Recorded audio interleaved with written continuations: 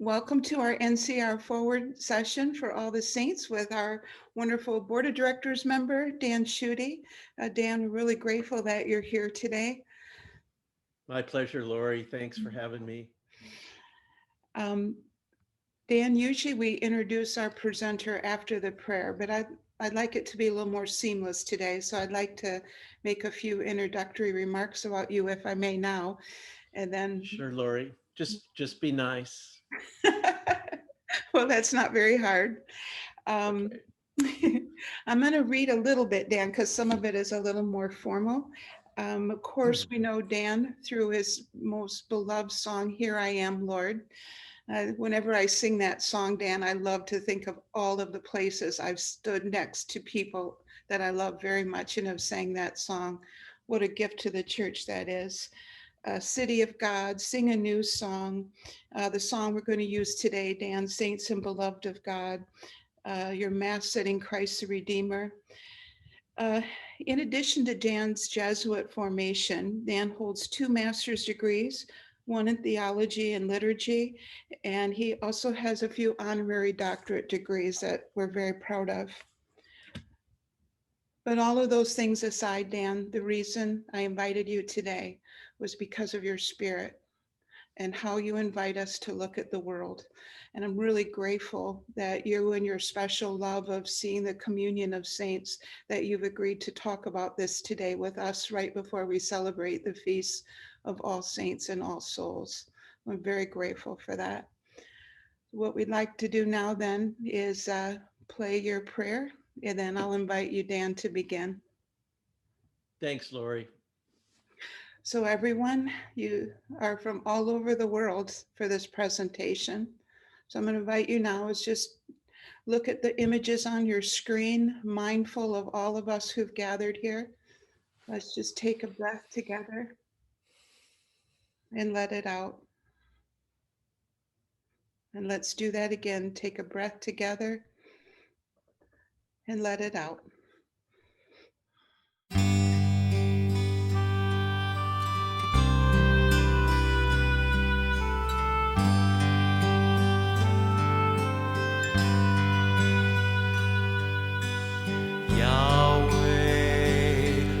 I know you are near, standing always at my side.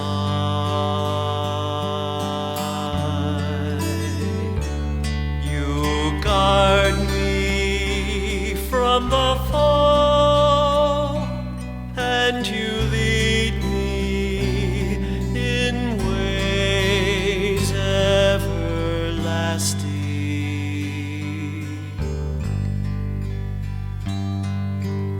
Lord, you have searched my heart, and you know when I sit and when I stand. Your hand is upon me, protecting me from death, keeping me from harm.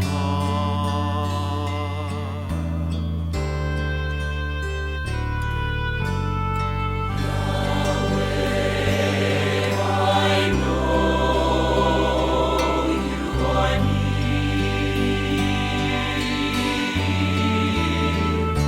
standing always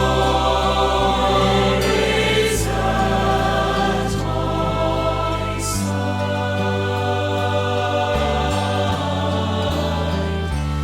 You guard me from the fall, and you lead me in ways everlasting.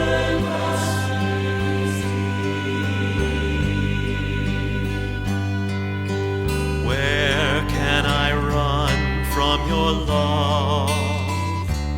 If I climb to the heavens, you are there. If I fly to the sunrise or sail beyond the sea, still I'd find you there.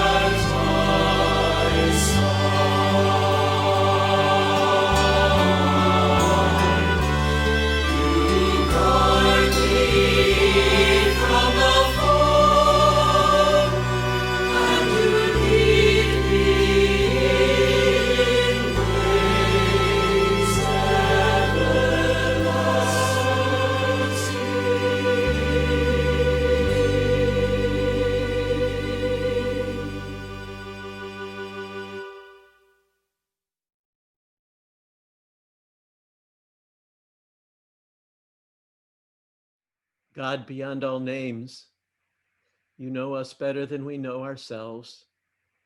You know when we sit and when we stand, and you know what we most need today. We ask that you send your spirit of wisdom and comfort to us, to give light to all those places in our souls that need encouragement and comfort. We praise you this day with our lives and with this time together, today and forever. Amen. It really is wonderful to be with all of you today. I've seen some of the other NCR Forward presentations, and they've been wonderful. Because of our Feast of All Saints coming up in a couple days, Laurie and I, when we talked about this, thought that a bit of a reflection on what sainthood means, what holiness is, might be appropriate. And so I've been thinking about holiness, and we often use that word in reference to the saints that we'll be celebrating in a few days on the Solemnity All Saints. But what does it mean to be holy? What is the essence of holiness? I know that for much of my life, I thought of holiness as being this level of perfection that a person attains if they're successful in their efforts to root out sin, to practice the Christian virtues. It meant praying a lot, earning grace points. It meant avoiding the temptations of this world so that we prepare ourselves for the glory of heaven. In other words, holiness was based on what Richard Rohr calls an economy of merit, where a person earns points for the way they live their lives. And God rewards those efforts with our entry into heaven. For me, that kind of an image of what holiness was about, it's something I had during my youth, and it was connected with an image of God that I used to call the report card God. It was the God who loved me, but it was a God who was asking me to learn the lesson of being a good son, testing me to see if I had learned the lesson. And depending upon how well I learned, I would be given a grade. If I did well, I got that gold star. If I did only average, I might get a green star or a blue star. And God was keeping a list and checking it twice, like Santa Claus does when deciding how generous he will be with our Christmas gifts. But that idea of holiness based on an economy of merit began to change when my image of God changed. My Jesuit formation, my years of being a Jesuit, taught me how to pray with scripture. And I discovered that the God of Jesus of Nazareth was not the report card God. Rather, the God of Jesus was a God who loves each of us with this unconditional love, not based on any merit that you or I might earn. The God of Jesus operates, you might say, from an economy of grace as opposed to an economy of merit. In an economy of grace, love always wins. Holiness lies not in our achieving something, but in surrendering to God. By allowing God to dwell in us and to be reflected in us. Operating from an economy of grace means that we let God love us no matter what, where God's love for us is completely unearned and unmerited. Now, that concept can be both freeing, but also challenging. When we operate from an economy of grace and from the image of a God who loves us without condition, we're freed from our need to figure it all out, to have the answers, to earn grace. But it's also challenging because it means that we have no control over God. We don't know yet where God might lead us. We don't know yet what grace God might send into our lives. We don't know yet how God might ask us to change. And so we're often slow to embrace the economy of grace because we still want to live out our lives to please God and to prove ourselves worthy of God's love. To accept that we'll be loved no matter what can be disconcerting and even frightening. What if we truly believed, as St. Paul writes, there is nothing that can separate us from the love of God? There's a way in which the whole life of Jesus of Nazareth and all his teaching can be summed up in saying that our God loves us to death.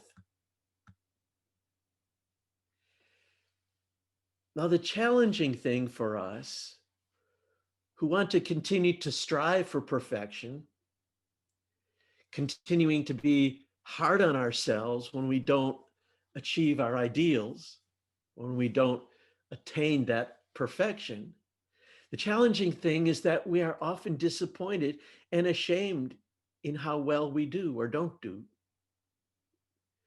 We live in shame that somehow we're not supposed to be the way we are. We often chide ourselves, shame ourselves because our prayer is not what it should be. And we think God must certainly be disappointed with us. We don't seem to experience the same grace and consolation that the people around us talk about. What's wrong with me? What's wrong with my prayer? The constant pathway of our spiritual growth, and many prayer mystics and saints of the ages have taught us that our constant spiritual growth is about giving up control. Saint Teresa of Lisieux writes about how she learned that holiness can only be achieved by our willingness to accept the love of God, the mercy of God, as a free and unearned gift. You might remember that she called it her little way, where holiness is achieved by our becoming small so that God can be big. Our becoming small so that what people see in us is not some holiness that we've achieved, but they see in us the work of God shining bright within us. What a clever place for God to hide holiness. In a place where only the humble ones, the imperfect ones will find it. Richard Rohr, I read something else that he wrote recently where he says, we shouldn't be just celebrating the communion of saints. We should also be celebrating the communion of sinners. All of us who are blessed by that unearned, unconditional love of God. Our path to holiness becomes a story in which we don't say, look what I've done. But rather we say, look what love has done within me. When I think of modern saints, I think first of Mother Teresa of Calcutta. I suspect if there was anyone who we might call a living saint, it would probably be Mother Teresa. A few years ago, when people gathered in Rome for her canonization, Pope Francis, in his several addresses, reminded the people there that sainthood was not just for someone like this extraordinary woman, but sainthood was something that we all were destined for. Yes, Mother Teresa lived out her life caring for the poorest of the poor, the abandoned ones in the streets of Calcutta. But Francis said and told the crowd that day that we're all called to be saints, each one of us in our own unique way. But Mother Teresa was not perfect. Perhaps if you might have read about this. After her death, Mother Teresa's community of sisters discovered among her belongings her prayer journal, where Mother Teresa wrote of her experience of God. And they were shocked to hear her write and talk about how distant from God she often felt, how she felt forgotten, even abandoned by God. She questioned the value of her life and any meaning that it might have. All of this from a woman who the church has officially recognized as being of extraordinary holiness. And then there's St. John of the Cross, the Christian mystic who wrote The Dark Night of the Soul. John came to understand that true holiness is not about self-deprecation or whipping ourselves with low self-esteem, but rather it's about recognizing how small and insignificant we are in the scheme of things. When we're stripped of all the graces and consolations we might have from prayer, and stripped of our arrogance that imagines that we can somehow on our own manipulate our spiritual growth, we're left with the empty darkness that at first looks pretty barren and lifeless, pretty empty. But when we're willing to stay in that place of our barrenness, eventually we realize that the best thing for us is just not to give up. That's the place where God can slowly peel away our arrogance and our pride and allow God to be everything for us. I think it's also true that a mature Christian is one who sees the holiness of God in everyone and everything. It's a definition that can never fail us, never demand more from us, never give us a reason to fight or exclude or reject anyone. Because the holiness of God resides in each one of us and in everyone we live with and work with, our members of our family, and even the people that we might find most repulsive. That's what Mother Teresa of Calcutta did. And it's where her holiness was grounded, because she recognized in everyone, the poorest of the poor, that's where she recognized the face of Jesus of Nazareth. Because for her, God was everything. Even in the dark night of her own soul, she could trust that somehow, some way, her work, even though it seemed so insignificant, was God's work and not hers. So there's a little bit to think about and reflect on. It's my thoughts, I don't claim to have the answer, so don't attribute that to me. But those might spark thoughts and reflections and questions in you as well.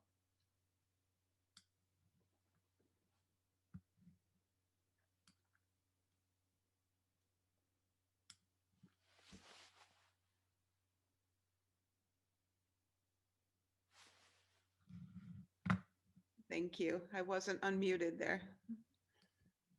Am I now? Can you hear me okay? We can hear you. Oh, good. Dan, you had a few of what I call zingers in what you said. And one of the things I wrote down is that we live in shame because we're focused on what we're not or should be rather than what we are. Um, you've kind of spoken around this with your comments, but I wondered, what do you think is the biggest difference between how we see ourselves and how God sees us? I think one of the church for many ages has talked you to use this word temptation. Now that word to avoid temptation. Um, and I think, Lori, that perhaps one of the greatest temptations that we can give into in the course of our lives is the temptation to think that we are that we are not worthy of God's love, that there's something wrong with me. How could God how could God possibly love me? Yes, it's always easier to see the goodness in other people than it is sometimes to see the goodness in ourselves. We see and recognize their gifts and sometimes even recognize their holiness. But but do we do that for ourselves too?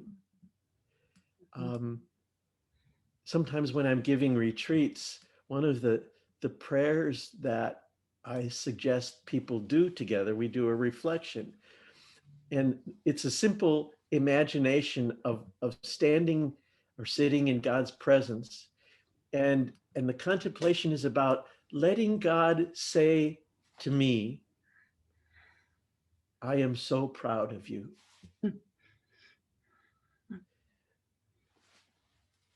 I don't think I've done that often enough in my life, and certainly didn't do it early on in my life.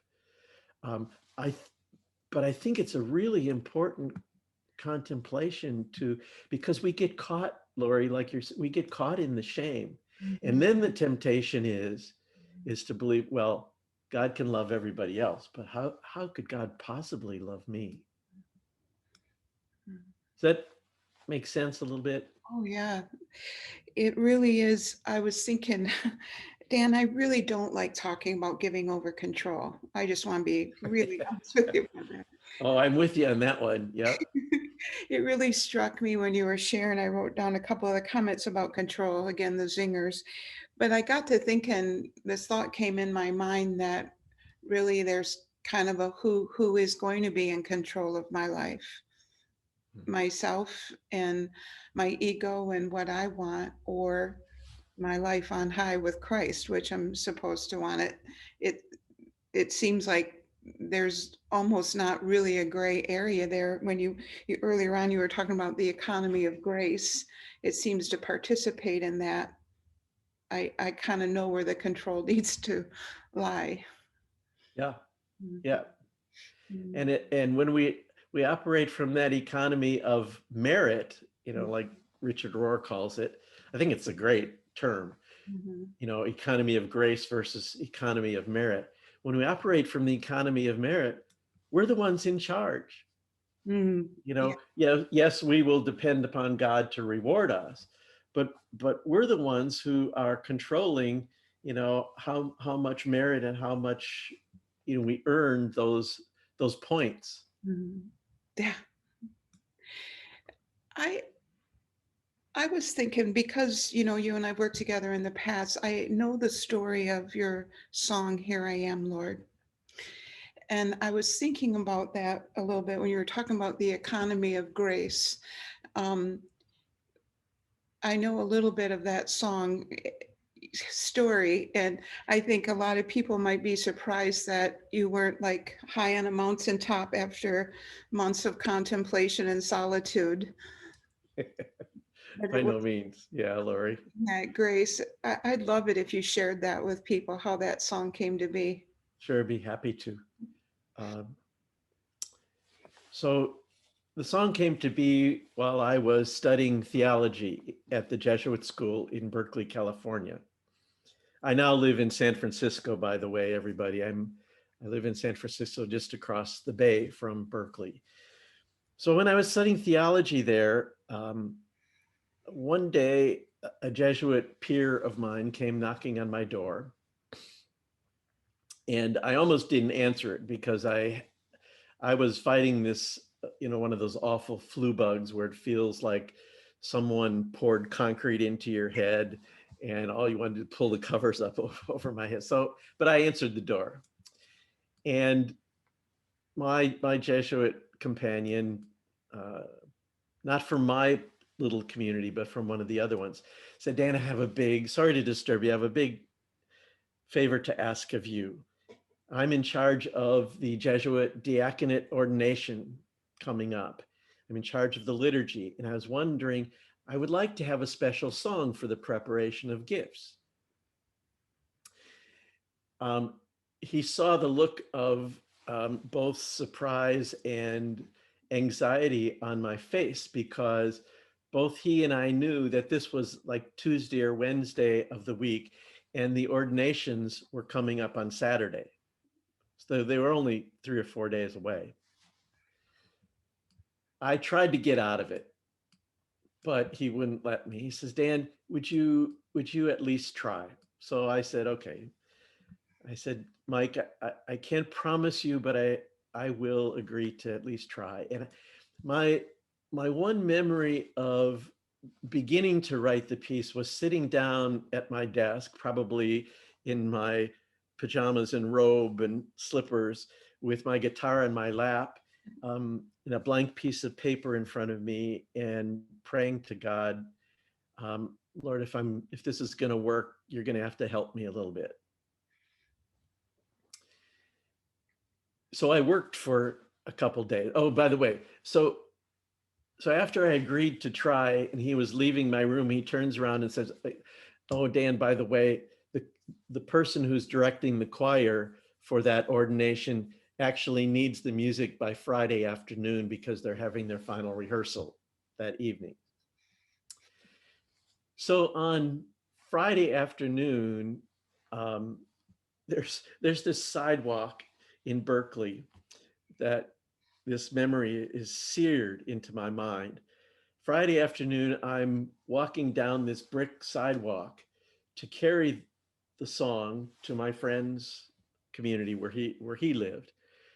And as I'm walking down this sidewalk, I have this page of music in front of me, and I'm scribbling and erasing. I'm changing notes and changing words, lyrics to the piece as I'm going along. And I take it to his house and I'm thinking to, oh my gosh, I hope this works.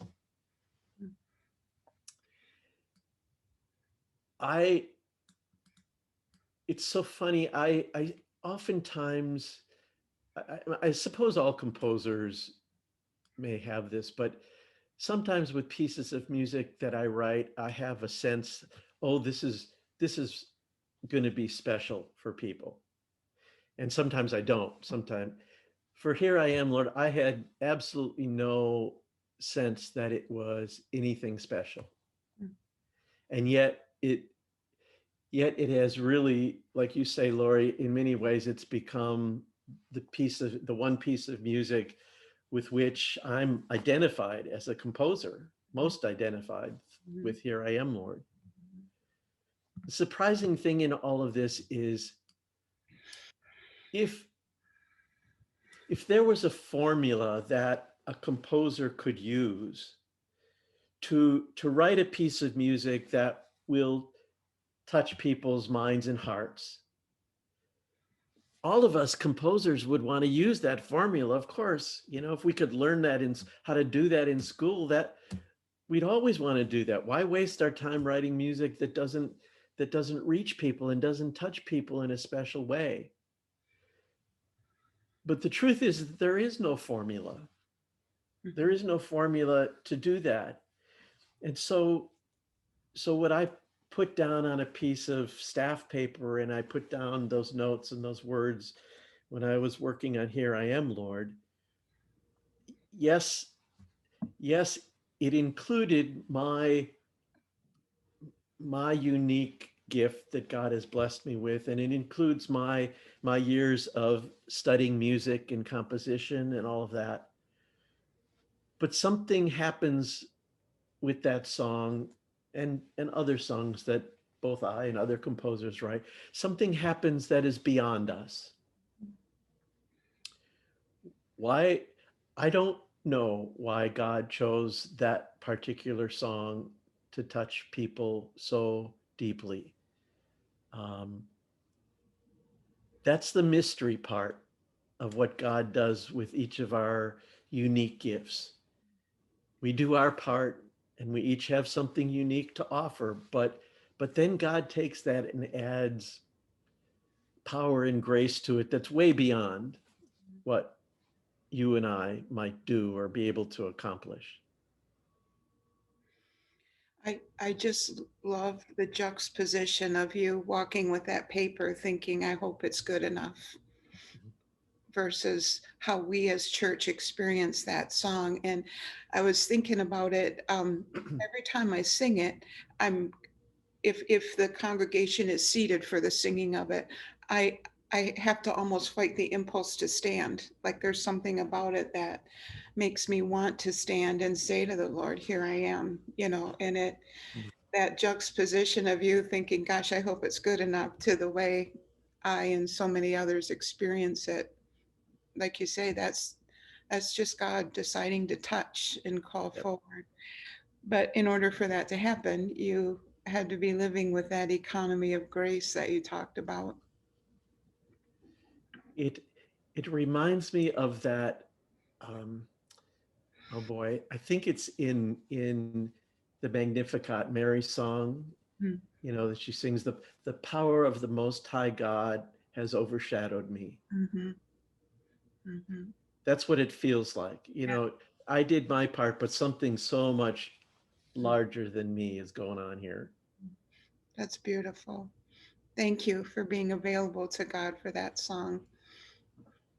Sure. Now, Lori, am I supposed to be reading the chat and the comments? If there are questions, are you going to speak those? You are coming in now, so I'm happy to send them. There's one that says, I think the hardest place in which to trust is in the midst of steady physical pain. Do you have some suggestions for that?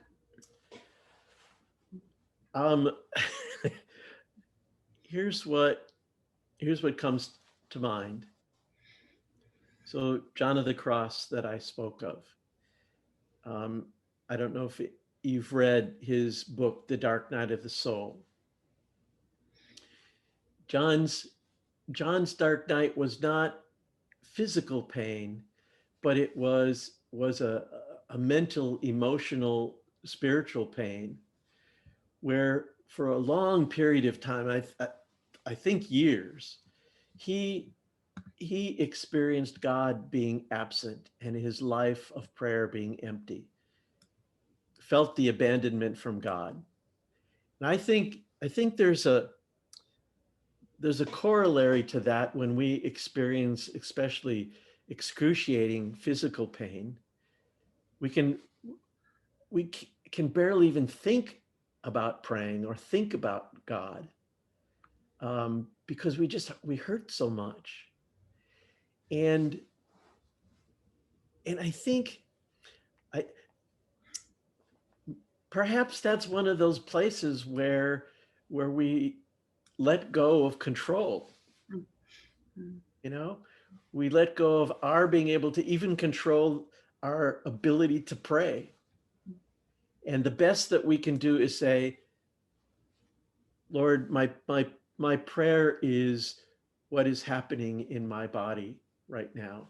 My prayer is let me allow you to be here with me in this awful pain, and maybe not need to feel your presence. It also reminds me, of course, of Jesus on the cross. Talk about excruciating pain. My God, why have you abandoned me? That was a prayer. That was Jesus' prayer in that moment of physical pain in his life. This next question is kind of an interesting one to follow that up with, Dan.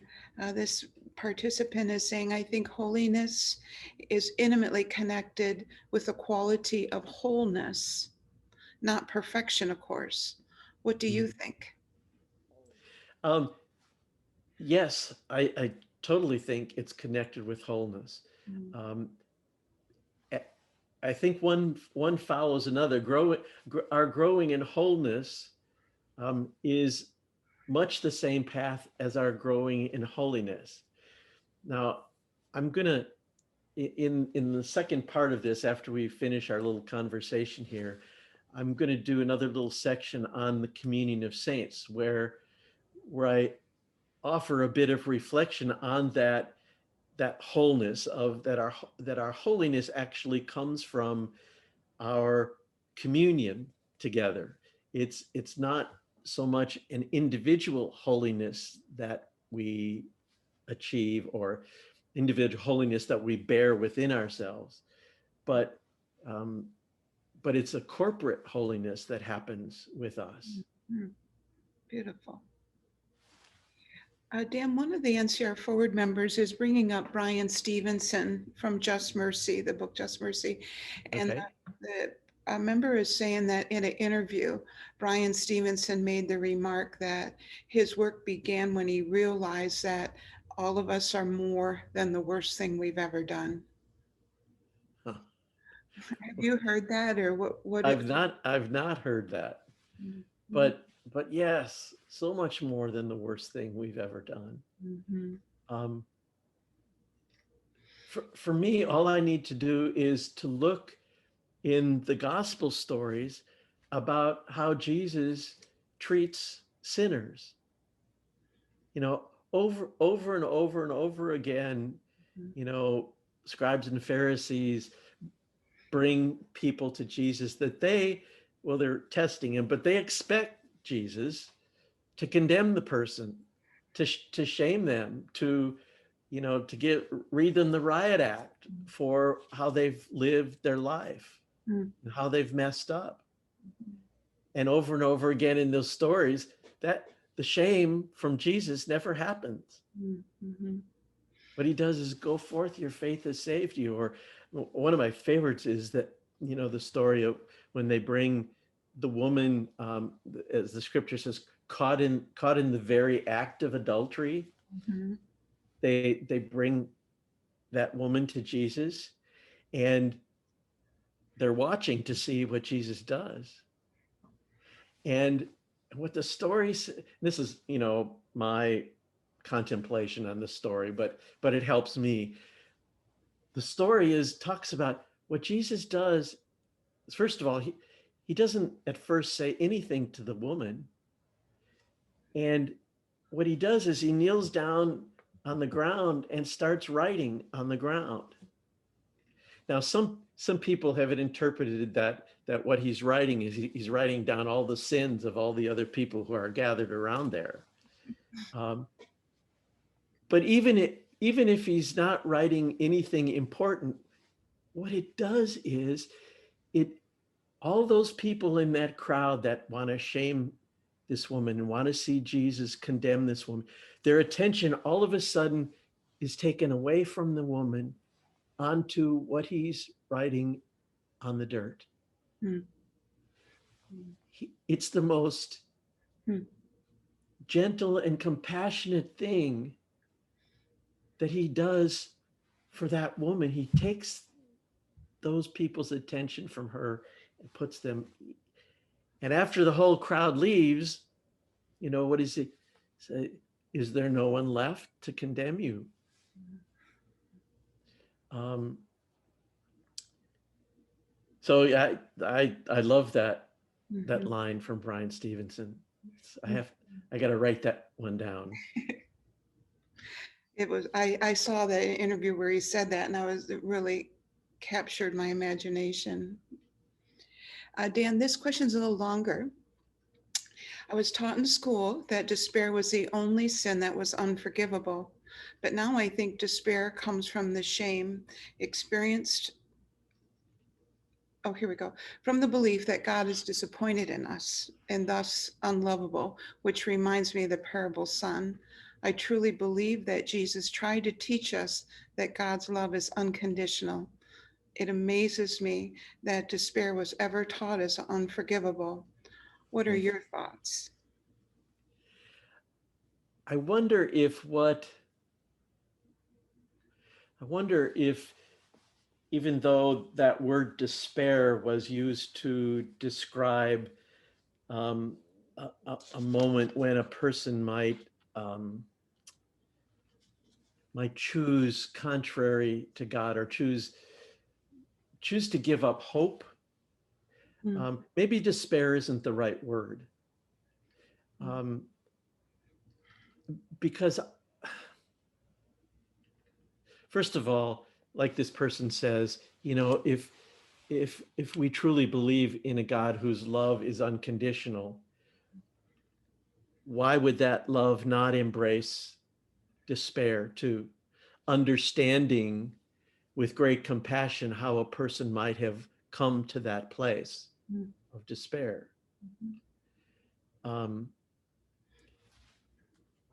That the story of the prodigal son, as we call it,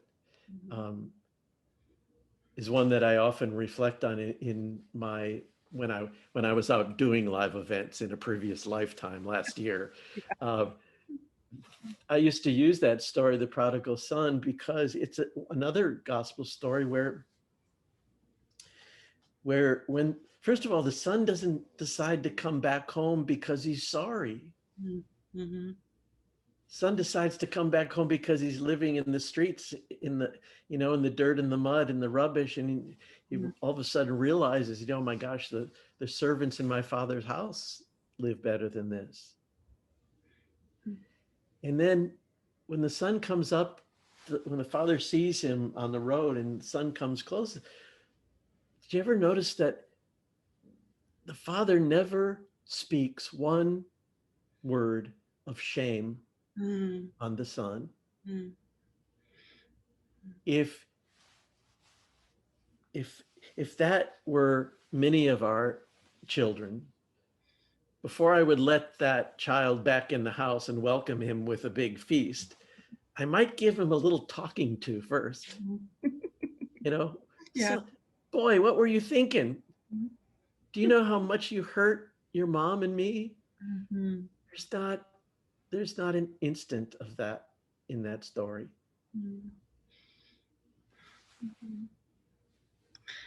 Dan, kind of following on that a little bit, one of our members is making the point, earlier we talked about wholeness and holiness. What about brokenness and holiness? I think I think we get this false image oftentimes of these people whose lives we celebrate as saints. I don't think, I suppose you could pose that wholeness is the opposite of brokenness, but I'm not sure that is really a true dichotomy. I think there is a wholeness that we can find spiritually, a wholeness that God can help us find, let's say it that way, help us find within the brokenness of our lives. Because the wholeness comes from, that wholeness comes from that unconditional love that takes our brokenness and embraces it and loves it. And it doesn't mean that the brokenness might disappear, is going to disappear, but it's the embrace that makes us whole. It gives holiness to the brokenness. Does that make sense? Yes. Because God embraces it. God embraces the brokenness. It's, in a way, if we look upon the path to holiness as our doing all those things that might make me whole, for instance, psychologically, emotionally whole. So I might choose to do psychotherapy or some kind of counseling or whatever for years and years. Or if I'm physically broken, you know, I might do things that cures or at least lessens the disability of my physical brokenness.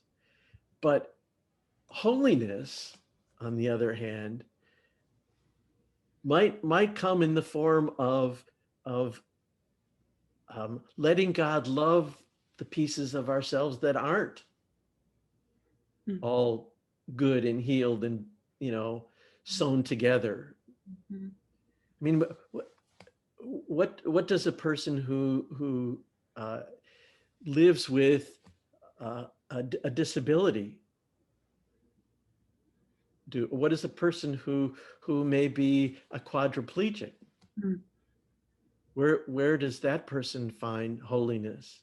Or God, how does God work in that person to bring them to holiness?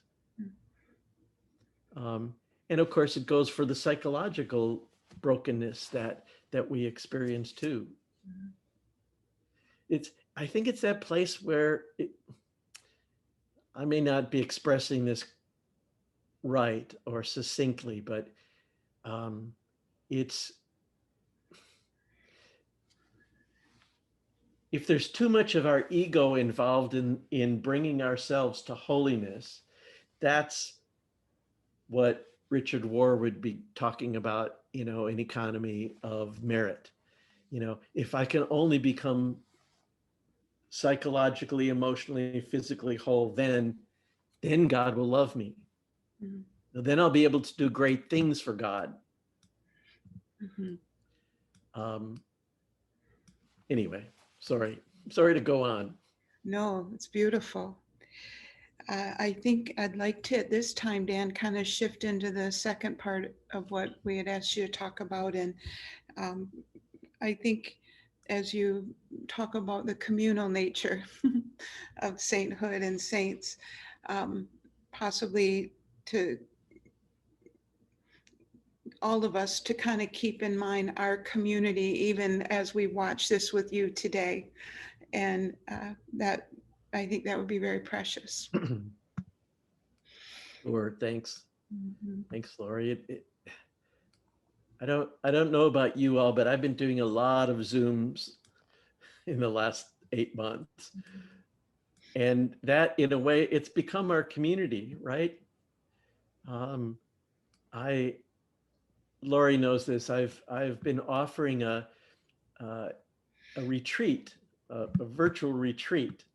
I think there's a link on NCR someplace about it. But the people who register for the retreat have ended up being from all over the world. New Zealand, Peru, Ireland, Canada, Honduras, Guam, the Philippine Islands, Hawaii. And at the end of the retreat, what we've been doing is the people who have been on retreat for that particular week, we gather for a Zoom conversation like this. And it's been so, for me, so touching and heartwarming that these people come together for an hour at the end of their days of retreat. They come together for 1 hour from all over this planet. And they talk about how God has been working in their lives. And they talk about how the music has touched their hearts, or the stories have meant so much to them at this moment in time. Lori, it's very much a community, but it's astounding that we can do that from all over the world. And, you know, most of us here have never met each other today. And yet there's a certain kind of community that we've formed, you know, by our being here, our willingness.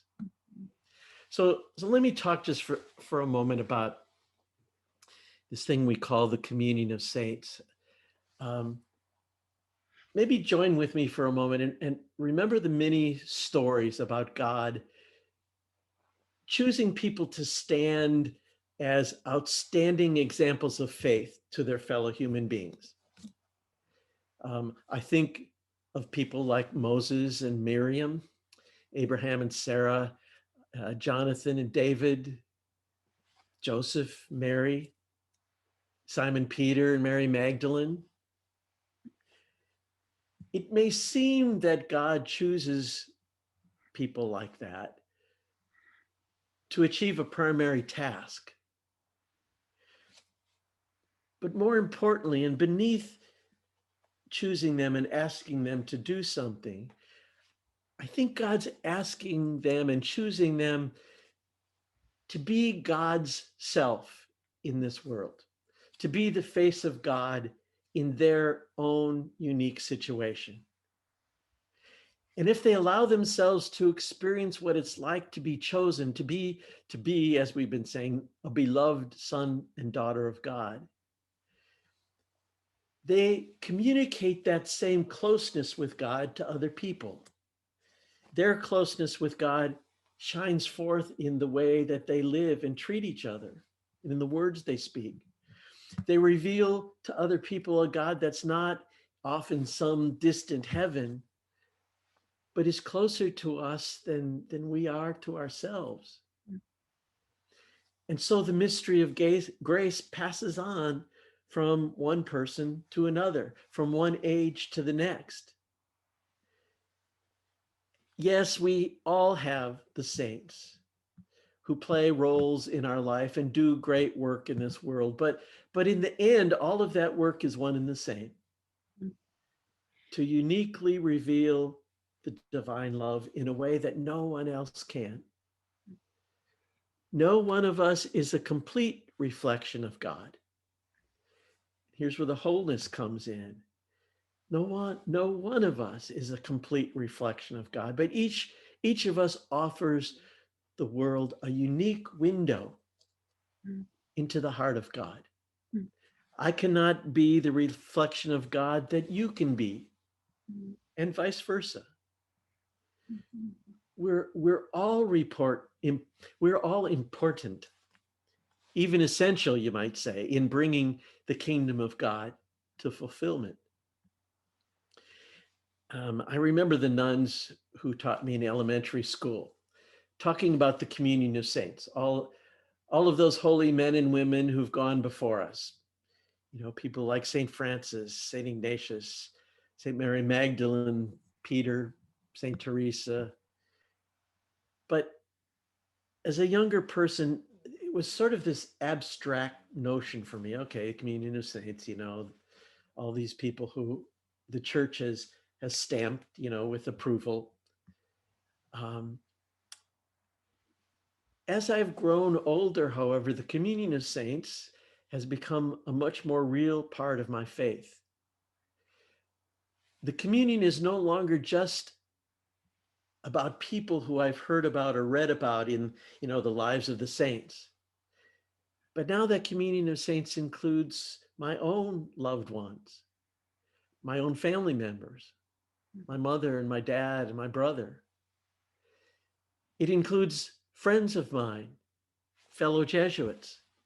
It includes people that I've loved, especially in this world. Because I now imagine that communion of saints to include the people that I've actually known, it's become a much more real concept. It's no longer this abstract thing. And I truly believe that my saints, my family saints, you know, are there as my companions through life, to help me, to encourage me, to give me hope, to comfort me, to accompany me. I hope it doesn't sound strange, but I talk to my mom and my dad all the time, almost every night when I lay my head down on the pillow. So this idea of the communion of saints has become, for me, a living part of my faith. If you and I, if we embrace the mystery of the incarnation, that God is not off in some distant heaven, but God is waiting to be discovered and encountered in the very heart of creation. It changes the way we view this world. There's no longer this divide between what is secular and what is sacred. There's no longer a divide between what's holy and what's unholy, because everything is immersed in God. Everything and everyone is already holy. Divisions no longer divisions no longer exist, because everything is already united and embraced in God. Our separations of race and color and gender and sexuality and social status and age and education and religious affiliation no longer matter, because everyone and everything is already united in Christ, who is the beginning and the end. If you remember, St. Paul in his letter to the Romans writes, all of creation as we know it groans in one great act of giving birth. All that you and I know and love will be caught up into the fullness that is Christ. That's what resurrection means. So in this communion of saints, it seems that each of us has our own little part of the beauty, the holiness of God to reveal to the world. Again, St. Paul says, the Spirit is given to each person for the common good. Paul uses that word charism as the gift, the special gift that's given to each of us. And my gift is not your gift, and your gift is not mine. It's our unique gift. It's given to us to build up the communion of saints. Our task, if you look on that, this whole idea of charism and our communion, our task in the world is to discover our true self and our unique gift. Holiness is not for us a matter of becoming something other than we are, but precisely about becoming the fullness of who God made us to be with all our uniqueness. As an individual, each of us participates in that wholeness, that holiness. God alone is holy, but our union with God, that holiness is shared with the communion that we share in God's heart. The only holiness that you and I will ever know is the holiness that we share with God. It's not my holiness, it's our connected holiness. In the letter to Peter, it says, you are a chosen race, a royal priesthood, a holy nation, a people set apart, who have been called out of darkness into this wonderful light. That's the communion of saints, the great cloud of witnesses of which you and I are a part. None of us alone can carry the holiness that is God. But you put all of us together in communion with God, then we can. So, dear friends, thank you so much. Even in our diversity, and our brokenness, we are the beloved of God. If anyone asks you the question, who are you? Who are you, Dan? Who are you, Lori? Who are you, Shannon? Who are you, Brittany? The best answer we could give is, I'm the beloved of God. Thank you so much. It's been my pleasure and your gift of grace to me to be here with you. It was our joy, Dan. I'm, participating with the reflections that you set up for us for the Triduum and for Pentecost, and just I knew you would have the word for this moment too, having participated in those experiences and the individual retreat too. I knew you would do our heart good today. And thank you. Thank you very much. So welcome. I have a couple. Dan, would you like to say anything to lead us into this video? Lori, simply, God be with you all. Go with God as we go forth from here. Maybe as we finish our days today, we can say a prayer for each other, and the community, celebrate our communion of saints. Lovely. Thank you. Okay, everyone, let's take that breath in together from wherever we are. And we'll breathe out.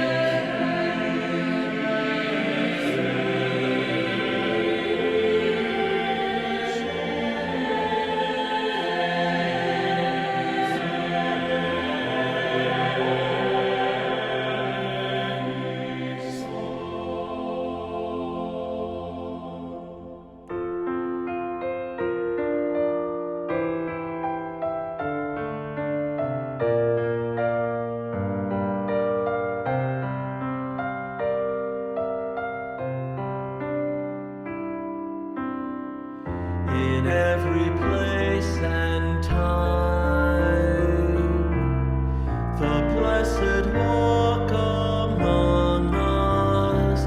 There's a mighty throne that stands at our side, the saints and beloved of God. We are joined